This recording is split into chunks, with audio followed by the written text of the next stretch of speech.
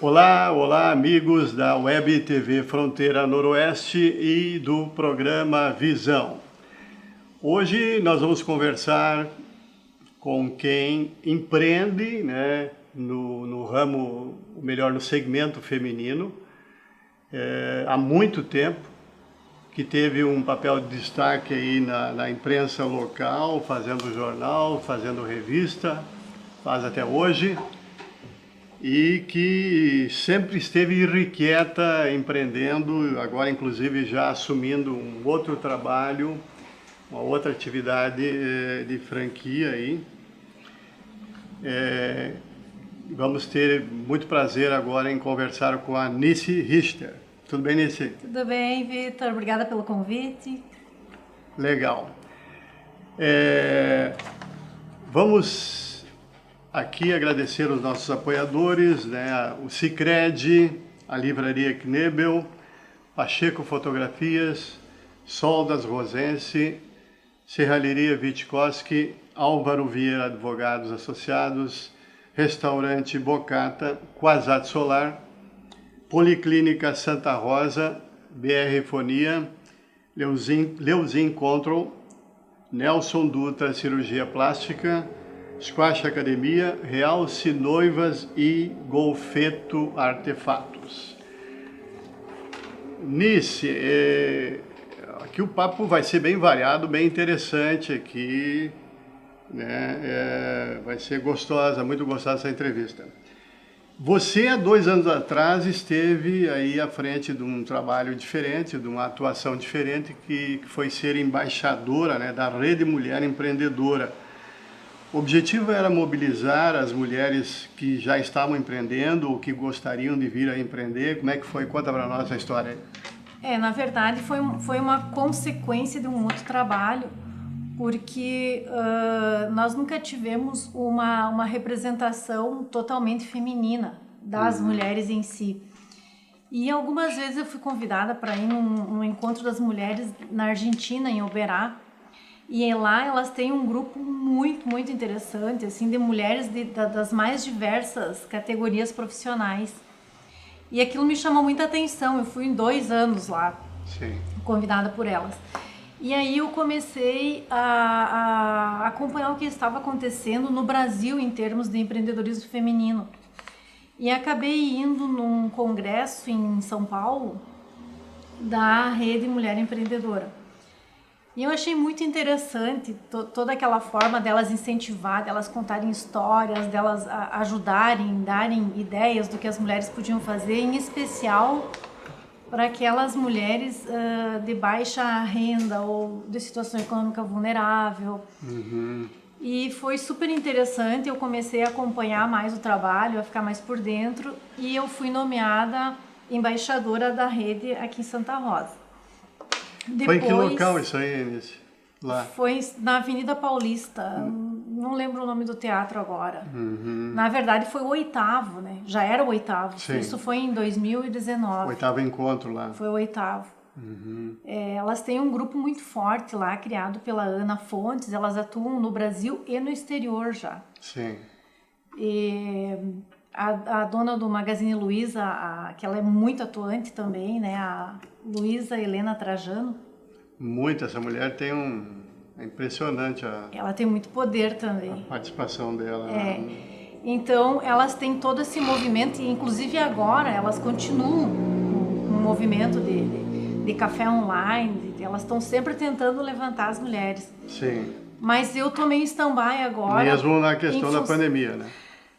É tudo muito online agora, né? Mas eu tô um pouco distante por hora, mas a gente vai voltar com mulheres empreendedoras aqui de Santa Rosa, que também tá um pouco assim, eu deixei esse ano, até porque naquele momento que tu foi a São Paulo e voltou, e tu chegou a mobilizar mulheres aí, fizeram reuniões? Sim, eu criei aqui em Santa Rosa o grupo Mulheres Empreendedoras. Sim. Que agora tá meio stand-by porque a gente não tem... É tudo online, né, Vitor? Sim, não dá para reunir. Então é mais complicado, mas a gente fez um trabalho bem legal aqui durante um ano. E com certeza isso vai voltar, assim, que Pois é, eu possível. lembro até por foto, acho que por imagem de vídeo, que envolveu várias empresárias aí de Santa Vários Bárbara. empresários, as empresas abriram as portas para a gente conhecer, porque às vezes tu mora, tu não Pois é, e aí conhece as empresas houve do troca município. houve intercâmbio ali, troca de ideias, né, entre uma e outra. Foi bem, Muito é um positivo. movimento bem legal, bem Muito interessante. positivo isso, porque uma aprende com a outra, E é uma forma de expandir, cada uma expandir o seu negócio, o seu Claro. trabalho, enfim, né? Socializar a coisa. Bom, mas você nisso começou lá atrás, eu lembro da tua atividade de jornal, empreendendo no jornalismo, na mídia impressa, primeiro com o jornal Gazeta, na época era chamado Gazeta, né? Na verdade, era Gazeta Regional. Já era Gazeta Já Regional, era. mas ele parece que depois mudou e depois mudou de novo. Daí Tu é que não- pode dizer isso depois. E depois você, então, passou a fazer a revista Gente News, assumiu ela, e que, enfim, hoje ocupa um posto aí de uma das principais, se não a principal revista de variedades de periodicidade mensal. É a única, né? Pois é, Mensal. mas isso foi tudo muito trabalho, né, Nice? Fala para muito nós trabalho, aí, foi como muito é que... trabalho. Tenta Na verdade, sintetizar essa história aí, eu entrei... até da migração do jornal para a revista. Exatamente. O pai da Gazeta é o Adivação Negelski. Sim, sim. Graças a ele existe o Gazeta hoje. Aliás, o Diva merece uma homenagem. E né? eu vou puxar meu assado aqui também. Quando nós começamos no Pique dos Fatos, daí... O Pique dos aí Fatos, o Adivação verdade. veio com a Gazeta. Na E verdade, aí vocês juntaram ali. Tinha o Telêmaco, né? tinha o Tele. Acho que Teve uma época o do Jairo Tele. Madril também. Não, o Jairo Não? Madril não. O Mas Madril tinha o Engleitner, né? tinha o Laércio, teve o Laércio, era o Jairo. O Jairo que agora mora em Juí. Porque assim, ó, o Diva era o dono da Multideias. Sim, exatamente. E o Diva criou o Gazeta para fazer oposição pro MDB. Sim, eu me lembro que o jornal tinha um viés bem Porque o político partidário. Vicine perdeu a eleição Sim. pro Terra. Sim, Em exato. 93, né? Em 92 e 93 ele assumiu. Sim. E o Diva criou esse jornal para bater no Terra. Sim, Eu me dou com todo o pessoal do MDB, né? Faz parte da história, foi claro, faz interessante parte. isso. Isso dá um livro muito legal Não, da história aí. o Diva tem uma contribuição na comunicação muito importante. Muito grande. O Diva era um cara... Saudoso Diva. Ele sabia fazer uma entrevista como ninguém, né? Saudoso Diva. E estava Fantástico. sempre de bom humor, e estava sempre Sim, brincando e tal. Sim. E o Diva, e eu conheci ele por acaso, e naquela época eu tinha 23 anos, só tinha um filho, o Eduardo, e ele me convidou para trabalhar no jornal, e eu Sim. fui, sem saber nada, né? Claro. Então o Diva me ensinou tudo que eu sei, tudo que eu aprendi de jornal, eu aprendi com o Diva. Sim. E depois tinha o Ivo Dani, que fazia o Gazeta. Tu ficou primeiro na parte comercial, né? Na verdade, assim, ó, a gente sempre faz o comercial quando a gente trabalha em empresa pequena, que nem as nossas, né? Não tem como, não, eu sou a diretora. Não, na verdade, eu sou uma vendedora mesmo. Sim, sim, né? sim. E foram 12 anos de Gazeta. Sim. Porque aí o Diva ficou, acho que 1 ano, 2, e saiu, aí ficou eu e a Jussara e o Laércio, mais uns 3, 4 anos, e depois fiquei eu até 12 anos. Aí com 12 anos, fazer jornal é uma coisa bem hoje tá muito mais simples. Claro, hoje, na Naquela verdade, época- a internet agora favoreceu muito, né, nos últimos anos aí. É. A gente fez também jornal, primeiro no Pique do Esporte, que o Jairo Madril foi meu parceiro lá, por um tempo. Depois passei a fazer o no Pique dos Fatos e daí logo em seguida veio a Gazeta, que daí tu estava contando a história, né? Depois que paramos com o no Pique dos Fatos, porque eu trabalhava já no SESI, não dava mais para... Futuramente, daí ali, depois fizemos a revista Leia e vocês daí acabaram vindo com a revista, tu veio com a revista Gente News. Mas na verdade, assim, ó, o Gazeta eu fali, né? Em 2004. Eu não tinha nada mais. Sim. Aí... Mas por essas razões, né, Nietzsche, era muito difícil fazer jornal naquela época. Continua sendo difícil. Continua sendo, na verdade sempre foi, né? E a gente tinha, nós somos da época do fotolito, ninguém hoje sabe o que é um fotolito. Ninguém sabe o que é fotolito. E tu ficava, até eu tinha uma pergunta aqui, tu ficava naquela expectativa, como é que será a capa, né? Ou do jornal ou da revista. Nossa, para fazer uma capa colorida era um sofrimento. Agora tu já manda para impressão, tu sabendo o que vai acontecer, tudo. A evolução tecnológica nesses 28 anos é uma loucura. Uma loucura. O Telêmaco revelava filme. Sim, ficava tudo penduradinho ali. E aí a revista surgiu porque eu precisava fazer alguma coisa, né? Eu tava sem renda, eu tava sem nada. Claro. E tinha que ser algo relacionado ao que tu já tinha tido uma experiência. Porque como eu tinha aqueles 12 anos de jornal, eu tinha um conhecimento, eu tinha relações, eu já tinha um vínculo com Santa Rosa na parte de publicidade. E aí o Gilmar Ost, ele sempre teve o sonho de ter uma revista. E ele tinha feito umas 3 edições dessa revista que chamava Business News. Sim. Mas era um negócio assim muito comecinho mesmo. E aí o Gilmar disse, pega a revista e faz, dá a tua cara, faz como tu quiser e tal. E eu te pago comissão. E aí eu comecei a trabalhar na revista, aí ele mudou era Business News, acho que era o nome. Aí ele mudou pra Gente News. Sim. Acho que foi lá bem naquela época. Sim. E aí ali começou, né? Eu fiquei 1 ano com o Gilmar, aí 1 ano eu falei, Gilmar, acho que a gente tem que dar umas mudadas aí, nós vamos ter que fazer a revista por assinatura. Ele não queria, porque o Gilmar tinha isso como um hobby, né? Sim. O negócio dele era gráfica. Aí, de novo, eu e o Gilmar negociamos e eu peguei a revista em 2005 e aí eu comecei a vender assinaturas. Ficou solo, né? Sim, comecei a vender assinaturas. Aí, até então, não tinha nenhuma revista, não sei se tu lembra, tu tinha começado a Leia, a Carmen... Na verdade, ali aquele início eu sei bem, a Carmen tinha também... Carmen tinha com a Fátima Catani, a Carfa. A Carfa, exatamente. Que saía assim, cada meio ano. A pioneira de todas as revistas foi a Saga, que foi feita pelo Eliseu... E por uma colega minha de faculdade, que eu fiz só 1 ano naquela faculdade, de história, a Andréa Sanhudo. Não lembro. Eles fizeram essa revista, assim, eu acho que são uns 3, 4 exemplares, eu não me lembro, 3, 4 edições, melhor dizendo. Me lembro, foram poucas edições, e daí, mas era especificamente só história, né? E aí foi que a gente entrou com a Leia, com variedades, né? Mas com todas aquelas dificuldades, né, mas Santa Rosa não tinha essa cultura de viabilizar. E daí veio outras revistas, veio uma de Cerro Largo. Você lembra aquela do Ramírez?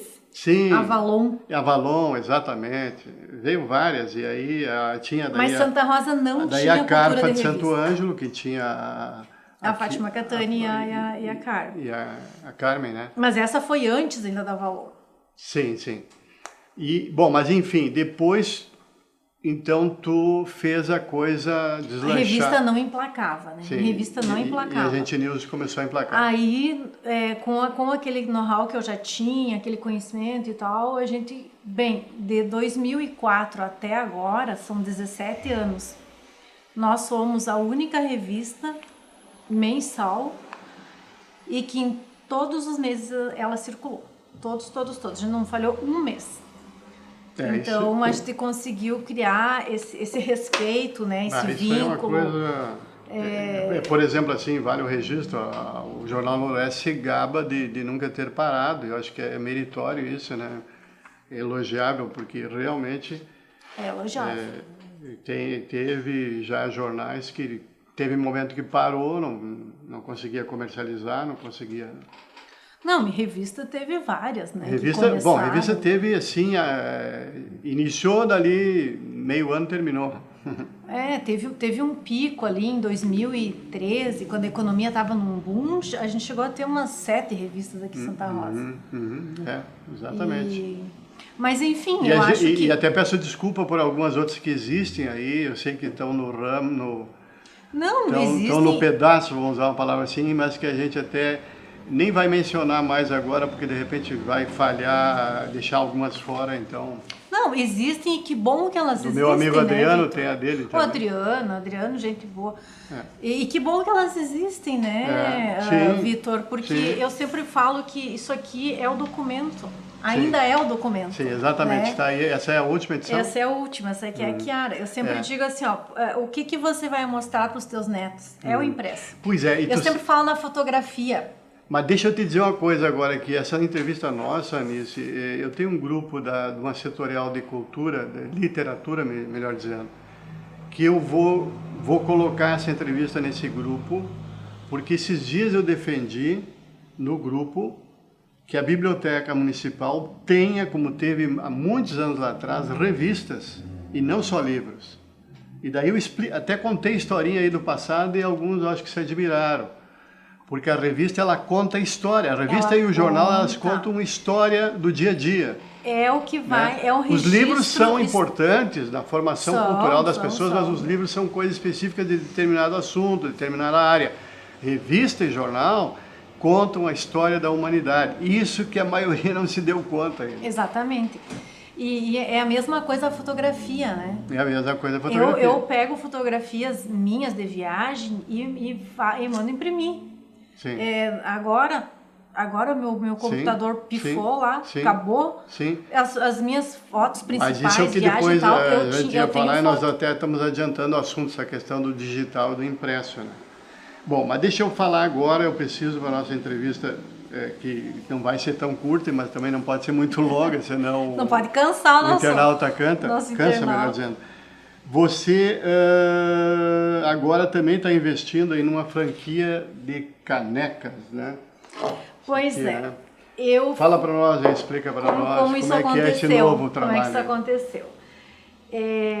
Nós estávamos já, eu e os meus filhos, pensando em alguma coisa a mais e a gente sempre pensou em algo tipo franquia, porque ela já te dá todo um know-how, né? Uhum. E aí, quando nós queríamos investir numa franquia, veio a pandemia. Aí passou todo aquele ano de pandemia. Quando chegou novembro do ano passado, falou, a gente vai ter que retomar esse nosso negócio aí e ver o que vai aparecer para a gente fazer. Uhum. E aí eu comecei a pesquisar franquias e tal, e apareceu lá Caricanecas. Aí eu comecei a olhar e fiquei curiosa, né? E comecei a ver isso daqui e achei interessante. Sim. Porque é uma caricatura, é uma arte, né? Claro. Que você leva para caneca e no outro lado você faz o que você quiser. Até aqui dá para fazer merchan. Claro. Pode, essa aqui foi uma caneca que o Pedrinho, a farmácia do Pedrinho, deu para todas as mães da rede dele. E enfim, em janeiro... Mas nisso agora vale aqui o registro que eu quero fazer. E te elogiar, tu sempre teve a habilidade de vender, né? Sabe que, na verdade, as canecas a gente ainda não conseguiu vender. O pessoal está nos comprando. A gente praticamente não conseguiu vender ainda. Não precisou. Mas nós compramos mas o pessoal viu o trabalho e... Mas aí eu acho que vem também toda aquela coisa já dos relacionamentos, daquele público que você já tem. Já tem, né? Exatamente. Embora as canecas a gente já vendeu quase para o Brasil inteiro, teve pedidos, eu já mandei caneca para Belém, eu já mandei para Porto Alegre, para o Mato Grosso. Show de bola. Lógico que a franquia tem em todo o país também, mas... Porto Alegre, vários compraram de nós. Mas aí... eu já mandei fazer também. Quando tu mandar fazer em xícaras... Logo, em breve. Eu vou mandar fazer, porque adoro xícara. Xícara, taça. Se pudesse, ia colecionar algumas xícaras. Squeeze, o copo de chopp tem, né? O copo de chopp tem. Eu acabei saindo rápido, não trouxe. Legal. Mas, Vitor, assim, o que aconteceu? Aí eu achei interessante essa franquia e nós compramos a franquia dia 29 de dezembro. Olha só, nós não sabíamos nem o que era sublimação, não tinha a menor noção. Dia 29 de dezembro nós compramos a franquia. Passou o Natal, não tinha data, janeiro é o mês mais morto. Sim, é o mês de todo o ano. A maioria sai em janeiro. Em termos de economia. Sim. E nós compramos a franquia dia 29 de dezembro. a franquia tem 600 franqueados no país. Sim. Aqui no Rio Grande do Sul tem umas quantas.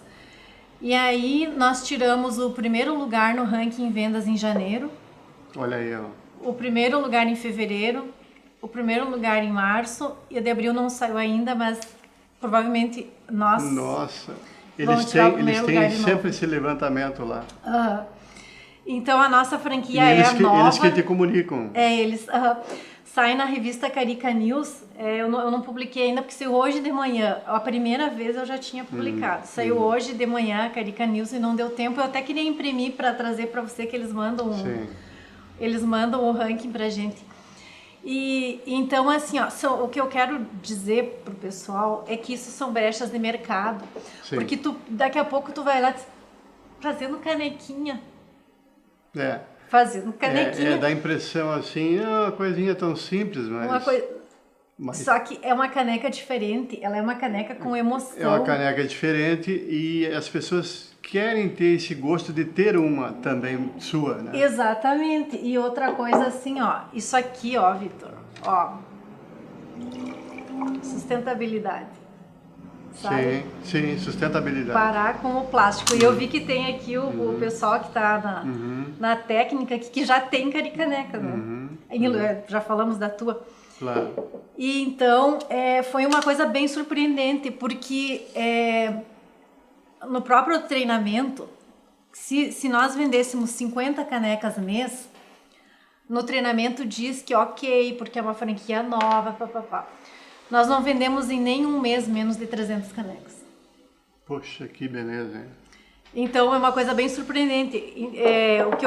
O meu recado assim pro pessoal que quer empreender é que tem que ir buscar brechas de mercado. Às vezes uma coisa que tu não acha que vai... nós não achamos que íamos ter tanta procura, que as pessoas iam gostar tanto. E para nossa surpresa, né, a gente trabalha muito, o resultado mas foi é um trabalho muito bom, é legal. A pessoa que compra, até hoje ninguém ficou insatisfeito, né? Que legal. Então, Nisso, talvez até a gente volte nesse assunto aqui por causa de uma outra pergunta, mas eu preciso passar agora para te perguntar, nessa outra pergunta, a questão da tua experiência na lida política. Como é que tu viu ela? A gente sempre faz aí a referência da dificuldade de um pleito, né? A luta lá para se eleger, a gente concorre com 1001 aí. Essa eleição foi a que mais teve candidatos. Foi atípica aí pela situação. E é muito candidato. Né? Pois é, mas além candidatos. desses problemas, qual é, afinal de contas, a consideração que tu faz dessa experiência que tu teve? Para mim foi uma experiência assim, nada traumática, digamos assim. Foi uma experiência super legal. Eu acho que até poderia ter tido mais aprendizado se a gente não tivesse com essa coisa tão online, né? Sim. Porque foi muito restrita esse contato, esse corpo a corpo e tal. Mas para mim foi uma experiência super legal, foi leve. Eu acho que eu não deixei de falar o que eu quis durante a campanha, de colocar a minha forma de pensar. Não, tu não teve em nenhum momento uma sensação de frustração pelo resultado? Eu não tive pelo seguinte, eu acompanho a política há quase 30 anos. E eu sei que é um jogo. Quando tu entra para concorrer, tu tá entrando num jogo. Sim. Que tu pode ganhar e tu pode perder. E agora eu vou dizer igual os nossos... Eu não ganhei nem perdi, né? Sim. Aquela célebre frase. Eu ganhei, como é que é? Eu perdi, mas eu ganhei. Célebre. Para mim foi bem interessante, mas eu acho que teria sido mais marcante se não fosse pandemia. Se a gente pudesse ter ido mais... Sim. Eu gostei muito se juntar mesmo com as pessoas. Se juntar né? mais. Poder mais extravasar mais. Porque essa coisa assim, ó, de você receber pancada faz parte, e eu acho que tem coisas assim. Hoje a internet ela abre muito espaço. Todo mundo é formador de opinião, né? A pessoa não sabe nem escrever, mas ela é formador de opinião. Verdade. Então tu tem que ter um certo bloqueio, né, nessas coisas e saber entender, saber interpretar. E nem por isso eu deixei de expor aquilo que eu pensava. Claro. Não, eu acho que é assim, eu acho que é assado.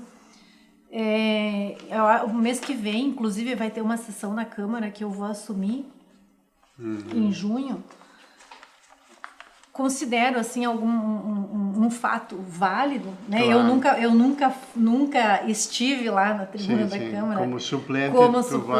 Tu vai assumir. É uma coisa legal que o partido está fazendo. Legal. Mas a política em si ela está muito desgastada, né, Vitor? Tá muito.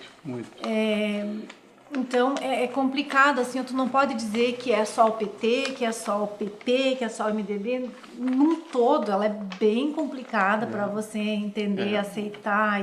O Brasil passou por tantas situações e, enfim. Tá, não dá para ter ídolos na política. Não dá. Mas só complementando essa parte da política, existe ainda um preconceito muito grande com as mulheres. Sim. Por exemplo, vamos usar aqui, ó, a classe dos professores. Eles são unidos. Sim. Quantos professores concorreram, professoras? Quantas se elegeram? Por quê? Porque a mulher vota em homem, sabe? A mulher não vota em mulher, a maioria das mulheres. Tanto que nós tivemos aqui em Santa Rosa uma vice-prefeita até hoje. Uma, né? Só a Sandra Padilha. A única vice-prefeita. Nas três, na majoritária, tinha uma, a Sônia Conte, que foi candidata a vice. Então, agora, por exemplo, assumiu a Silvana Covatti, ela assumiu a Secretaria da Agricultura. A primeira mulher em 86 anos, porque a secretaria foi criada em 1935. A Silvana Covatti foi a primeira presidente da Assembleia em mais de 180 anos, não tinha tido uma mulher. Então, toda essa situação ainda precisa ser mudada, né? Sim, pela própria mulher. De repente, pela própria sociedade, enfim. Mas daí eu te pergunto o seguinte, que está ligado a isso que tu estava dizendo, né? Uma pergunta seria, ou é a seguinte, você entende que a mulher precisa ocupar mais os espaços que a vida empresarial possa oferecer? Ela precisa se empenhar mais ou... Enfim, e aí tem... Claro, aí não quero agora misturar com a política, né? No sentido de empreendedorismo, você fala, Vitor. Tu sabe que assim, ó, tem segmentos que a mulher domina, né? Se você pegar o segmento de confecção, eu acho que, assim, analisando assim por cima, eu acho que mais de 90% é empreendedorismo feminino. Embora aqui, eu estou juntando numa outra pergunta. Você já lutou muito, batalhou muito, empreendeu, guerreira, criou 3 filhos, tem 3 filhos homens e tem mantido um bom astral, né? Mesmo na pandemia. Sabe que a pandemia, eu acho que o principal ponto na pandemia é justamente o equilíbrio emocional, porque tu perde aquele contato socioafetivo que você tinha, né, com todo mundo, e isso faz 1 ano. E aí como é que fica a cabeça das pessoas? E é por isso que eu sempre fui contra o fique em casa. Cara, não é tão simples assim, ó, fica em casa. Lá na minha porta, que não é corredor, assim, que não passa gente, quase pedestre, bate na minha porta uma vez por semana alguém dizendo que precisa coisa para comer. E eu dou. Se eu tiver 1 litro de leite, eu dou aquele litro de leite que tem. Eu dou. Eu jamais deixo de dar uma coisa para a pessoa comer. Mas aí você pensa assim, ó, fica em casa sem ter leite, sem ter pão, sem ter... Tu acha que alguém vai no supermercado e vai pegar um pão e um leite? Não. O psicológico dessa pessoa, gente, é impossível. É impossível. Então, com todo respeito a essa doença que é terrível, que mata, mas tem coisas que assim, ó, ou tu mata da doença ou tu mata de alguma forma, né? Pois é, muito importante você estar falando, porque hoje até eu ouvi 2 entrevistas num outro veículo de comunicação, onde essas 2 entrevistas, duas pessoas entrevistadas falavam da necessidade das pessoas terem um recurso financeiro para poder sobreviver. Né? Meu Deus. Até uma delas, numa das entrevistas, dizia: o que se faz com R$ 1.000 hoje? Né? 2 toques, por exemplo, quem paga aluguel, que pague R$ 400 de aluguel, mais alguma coisa, pronto, já foi. Em 2, 3 dias, já uma semana acabou o dinheiro. Mas imagina que não tem nada. Tem que alimentar, de repente, mais pessoas, aí tu paga outras despesas, luz, etc, etc. Meu Deus do céu. Então, o Fique em Casa realmente foi muito infeliz, foi muito... Teve uma intenção boa, mas... Sim, a intenção era boa. Mas por trás disso tinha um sério problema, né? E nós aqui, talvez... Agora, o Brasil não se preparou, né? Eu aqui cansei, eu sou entrevistador, mas não deixei de dar minha opinião. Eu acho que foi um erro tirar o Mandetta ali, desarticulou toda a saúde e daí deu uma série de problemas, né? Na verdade, Vitor, ninguém tem preparo nenhum para lidar com isso. Ah, mas a cloroquina não tem comprovação científica. A vacina também não tem nada, tem comprovação de nada, sabe?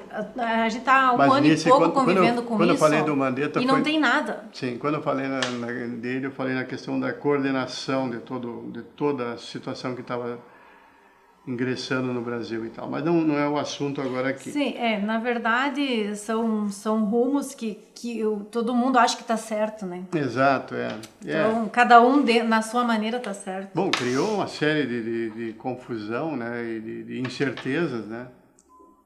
Eu acho que Santa Rosa até é uma cidade privilegiada porque, falando da pobreza extrema, eu acho que conseguiu aí se levar... não tenho ouvido assim tanto caso de roubo, né? Porque é uma lógica, né? A pessoa a baixa renda, não tem renda, vai roubar. Mas acaba roubando para comer, não tem, né? Quer dizer, a gente até se precipita aqui porque é uma questão muito da emoção, né? Do coração. Por isso até a reação é verdade. E daí a gente pensa logo, não, mas e o princípio da pessoa é a educação e tal. Quem pode, e muitos resistem, né? Mas muitos não aguentam e acabam apelando, né? Claro que tem todo um problema social aí, de políticas sociais, tudo, fura mais embaixo. Mas enfim, a questão bateu a fome e se tem que alimentar uma família e não tem recurso, é muito complicado. É o desespero. Se sem pandemia, se sem eu fique em casa, é difícil, né? Então, é preocupante essa situação também, porque a fonte também vai secar. Sim. Porque se a roda parar, também vai parar de gerar impostos, vai parar de gerar tudo. Então, agora voltou às aulas. Tomara que não aconteça nada com essas crianças, com os professores, né? Tomara que dê tudo certo. Isso. Mas, Vitor, essa semana teve vida.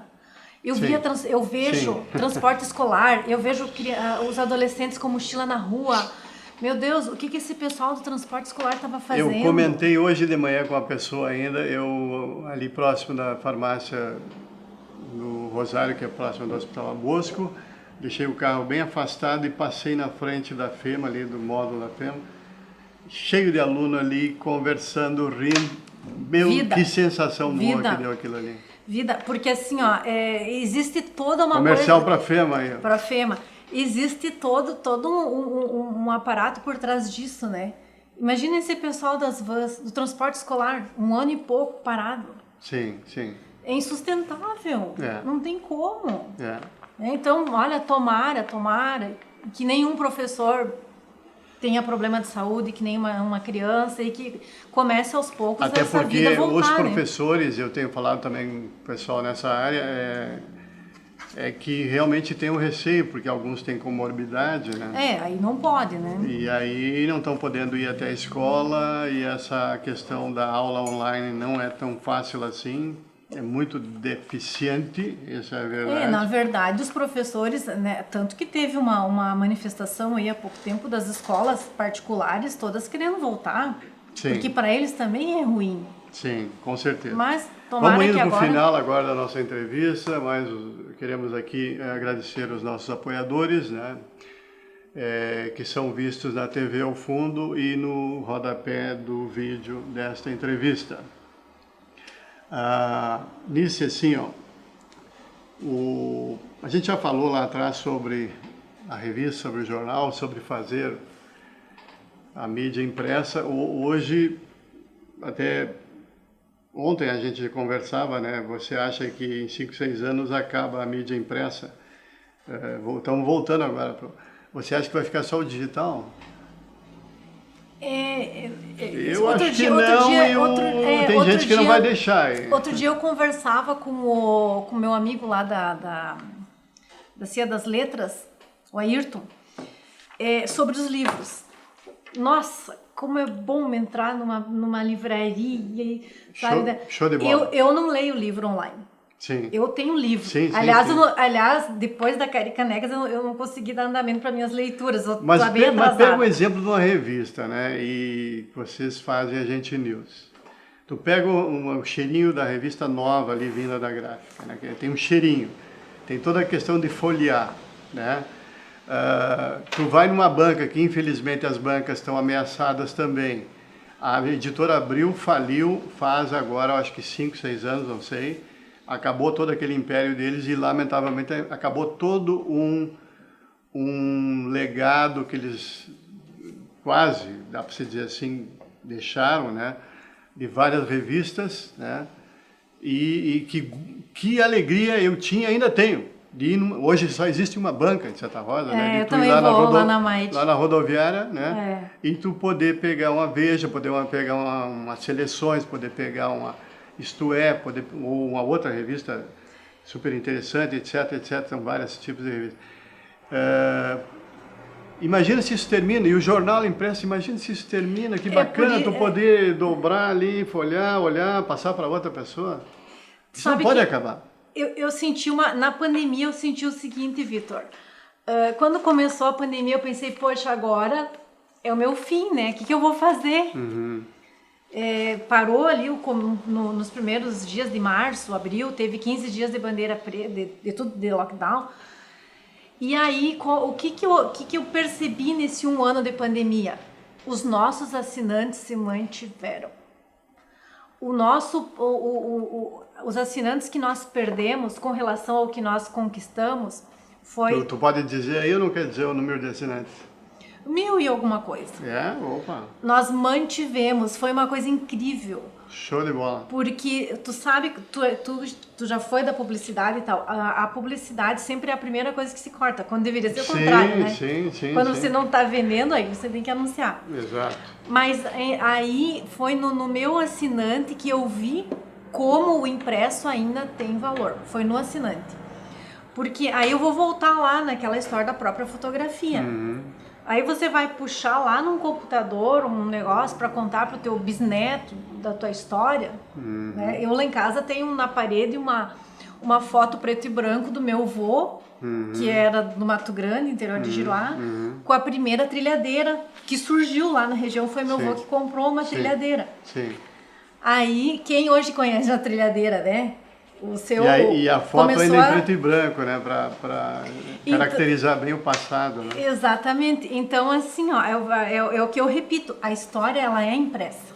Ela não é online. Com certeza. Porque o casamento da tua filha, que faz 5 anos, tu vai pesquisar, vai alguém lá na tua casa, tu vai pesquisar ou para mostrar para algum parente, Não, tu vai pegar um álbum, ou tu vai pegar um negócio que saiu na revista e vai mostrar isso aqui, ó, o casamento da minha filha. Então, o impresso, eu acho que ele ainda está em alta. Como a fotografia, né? Vamos fazer uma propaganda pro Pacheco Fotografia. Pro Pacheco, Pacheco, show de bola. Tá bom, Nisso. Estamos indo agora pro final, então, já bem longuinha a nossa entrevista, mas tá muito boa. E uma mensagem tua aí, né, para as mulheres em especial que estão começando, aí, já que o nosso assunto principal aqui foi o empreendedorismo feminino, né? Tu pode dizer alguma coisa, mesmo que a gente esteja ainda passando por um momento de letargia, de dificuldade, de de ter paciência, né, até que as coisas sejam autorizadas assim. Agora pode voltar tudo ao normal. Tá difícil de voltar ao normal, né? Mas eu acho que agora, esse momento é um momento muito especial. Esse 1 ano de pandemia foi assim, foi uma lição para o mundo inteiro, né? Sim. Tomara que mais para bem do que para mal. Infelizmente, a gente está vendo muita coisa horrível acontecendo. Muita coisa horrível. Então, o psicológico das pessoas está muito abalado, está pior, eu acho. Uhum. Mas eu consegui, eu sempre tive essa coisa de ver o lado bom, sempre eu valorizei mais. Mas eu acho que tu também, imagino que seja de valor ao espiritual, né? Eu sempre fui assim de valorizar o pensamento positivo, de sempre desprezar aquelas coisas mais ruins, deixar de lado e elevar o que é bom.